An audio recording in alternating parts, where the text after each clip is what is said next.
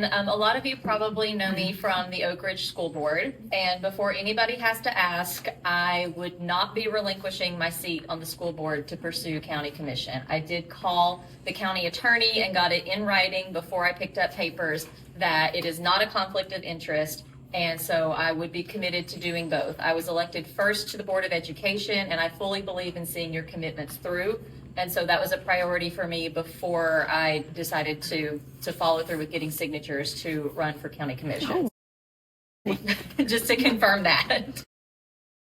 I think one of the things I've really been able to do with my time on school board, even though I've only been on a year and a half now, is I think I've built a lot of trust with the community. I think people have seen I don't just show up when I want your vote. I still communicate. I show up afterwards. I take questions. I'm open via email. I take calls. I'm in the schools. For me, running for school board was not something where I show up once a month to a meeting, cast the votes, and then disappear and you don't see me again until the next one. And I think county commission is the same way. It is something where I am determined to show up. It is something where I am going to give it 100%. And when I give 100%, I don't just give 100% after I get elected. I'm giving 100% before. So I've already got meetings scheduled with the emergency management services, with our county clerk and general clerk with Jeff Cole, with Rex Lynch. I'm doing the homework. I want to know what are the things we're succeeding at, what are the obstacles that we're hitting, what are your biggest frustrations, where do you see room for improvement? Because the thing with county commission is it's a large scope of things that you are making decisions on. And if you don't ask the people that are in the trenches doing the job every day, how can you know how to vote, how to better people's lives? But at the end of the day, I'm a firm believer that local government should make your life easier. It should make your life better and not harder. That is the entire point of its existence. And so for me, when I'm running, the things that stand out to me, obviously public schools. Being able to be on the Oak Ridge Board of Education and then also serve on the Anderson County Commission, I would be in such a unique position to be one of the sole people that can speak and advocate for every single public school child in Anderson County. That would mean the world to me.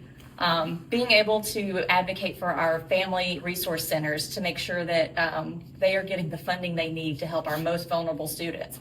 To make sure that our state legislators know what a family resource center is. You wouldn't believe how many have no idea that they even exist or what they do.